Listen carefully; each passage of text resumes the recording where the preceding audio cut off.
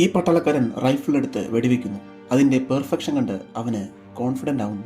ആ ഗണ്ണും എടുത്ത് അവൻ കേണലിന്റെ അടുത്തെത്തുന്നു. കേണൽ അത് ടെസ്റ്റ് ചെയ്ത് നോക്കുന്നു. അതിന്റെ അക്യുറസി അയാളെ അത്ഭുതപ്പെടുത്തുന്നു. ആ ഗൺ ജനറൽ ഉപയോഗിച്ച് നോക്കുന്നു. ജനറൽ അവനെ ഒരു വെപ്പൺ കോമ്പറ്റീഷന് വിടുന്നു. അവൻ മോസ്കോയിലേക്ക് പോകുന്നു. അവൻ ആ ഗണ്ണ് പെർഫെക്റ്റ് ആക്കാൻ ശ്രമിക്കുന്നു. പക്ഷേ അവന്റെ ഗൺ കോമ്പറ്റീഷന് സെലക്ട് ആയില്ല. അവൻ പുതിയ ഗണ്ണിന് വേണ്ടി റിസർച്ച് ചെയ്യുന്നു. ഒരുപാട് നാളത്തെ ഹാർഡ് വർക്കിന് ശേഷം അവൻ പുതിയൊരു ഗണ്ണ് കണ്ടുപിടിക്കുന്നു. അതിന്റെ പെർഫോമൻസ് എല്ലാവരും അത്ഭുതപ്പെടുന്നു. അവൻ കോമ്പറ്റീഷന് പങ്കെടുക്കുന്നു. പക്ഷേ അവന്റെ ഗൺ വീണ്ടും പരാജയപ്പെടുന്നു. അവന് സങ്കടമാകുന്നു. പക്ഷേ ഒരു മുതിർന്ന ഓഫീസർ അവനെ മോട്ടിവേറ്റ് ചെയ്യുന്നു. അവൻ വീണ്ടും റിസർച്ച് ചെയ്യാൻ ആരംഭിക്കുന്നു.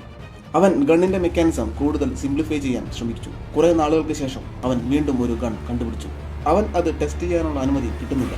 അവൻ അടുത്ത് കണ്ട ഒരു ബാരലിൽ ഷൂട്ട് ചെയ്യുന്നു. അപ്പോഴേക്കും പട്ടാളക്കാർ ഓടി വന്ന് അവനെ പിടികൂടുന്നു. പക്ഷേ അവൻ ചിരിക്കുന്നു. അവനറിയാമായിരുന്നു അവന്റെ കണ്ടുപിടുത്തം സക്സസ് ആയെന്ന്. അവനെ ജനറൽ വിളിപ്പിക്കുന്നു. അവന്റെ ഗണ്ണ് പരിശോധിക്കുന്നു. അവന്റെ ഗൺ കോമ്പറ്റീഷന് അയക്കുന്നു. ആദ്യം തോക്ക് വെള്ളത്തിലിടുന്നു, പിന്നീട് മണ്ണിലിടുന്നു. മറ്റുള്ളവരുടെ തോക്കുകൾ സ്റ്റക്കായി പോയപ്പോൾ അവന്റെ ഗൺ പെർഫെക്റ്റ് ആയിട്ട് വർക്ക് ചെയ്യുന്നു. അവന്റെ തോക്കിന് ലോകവ്യാപകമായി ആരാധകരുണ്ടായി. അത് ലാർജ് സ്കെയിലിൽ പ്രൊഡ്യൂസ് ചെയ്യാൻ തുടങ്ങുന്നു. അവന് സ്പെഷ്യൽ സെറിമോണി കിട്ടുന്നു.